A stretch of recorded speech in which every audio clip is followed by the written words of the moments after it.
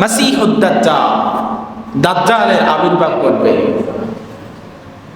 দাজ্জালের আবির্ভাব ঘটবে, সে পৃথিবীর মধ্যে আগমন করবে, সে ইহুদিদের সাথে মিলে পুরা পৃথিবীর চক্কর করবে, পুরা পৃথিবীর সে ঘুরবে। পৃথিবীর এমন কোনো জায়গা থাকবে না সে ওখানের মধ্যে প্রবেশ করবে না, শুধু মক্কা আর মদিনার মধ্যে প্রবেশ করতে পারবে না। যখনই মক্কা আর মদিনার মধ্যে প্রবেশ করতে যাবে, ফেরেশতারা তাকে ধাক্কায় পার করায় দেবে, ফেরেশতাদের সাথে লড়াই করবে, মক্কা আর মদিনার মধ্যে ঢুকতে পারবে না। পৃথিবীর ইতিহাসের মধ্যে দাজ্জালের ফিতনার চাইতে বড় কোনো ফিতনা হতে পারে না। দাজ্জালের ফিতনার চাইতে বড় কোনো ফিতনা পৃথিবীর মধ্যে আসে নাই এবং আসবেও না। সবচাইতে বড় ফিতনা হচ্ছে দাজ্জালের ফিতনা।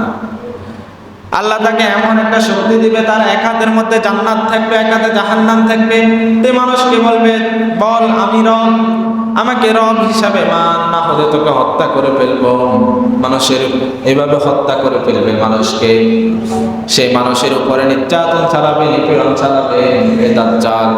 প্রত্যেক নবী তার উম্মতের উপরে, তার কওমকে আদেশ করে গেলেন দাজ্জালের ফিতনা থেকে বাঁচার জন্য, দাজ্জালের ফিতনা থেকে বাঁচার জন্য।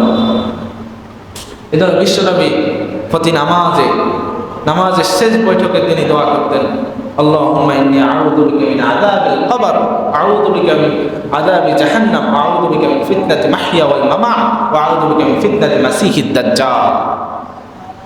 আল্লাহ আমাদেরকে জাহান্নামের আগুন থেকে বাঁচা, জীবন মরণের ফিতনা থেকে বাঁচা, আমাদেরকে দাজ্জালের ফিতনা থেকে বাঁচা।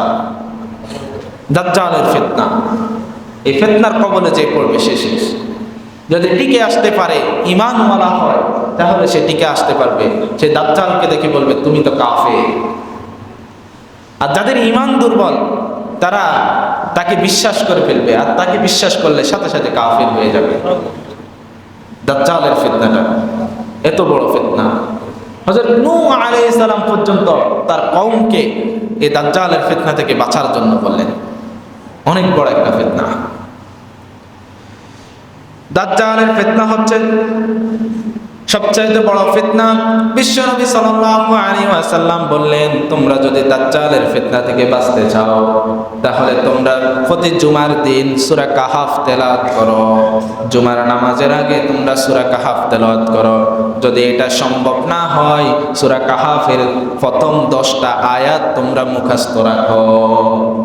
সূরা কাহাফের প্রথম 10টা আয়াত, বিশ্বনবী বললেন সূরা কাহাফের প্রথম 10টা আয়াত যদি কেউ মুখস্থ রাখে, সূরা কাহাফ যদি কেউ জুমার দিন সূরা কাহাফটা তেলাওয়াত করে, সে নিঃসন্দেহে ইনশাআল্লাহ সে দাজ্জালের ফিতনা থেকে বাঁচবে।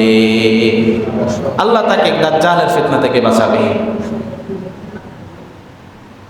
যেটা পৃথিবীর ইতিহাসে সবচেয়ে বড় ফিতনা।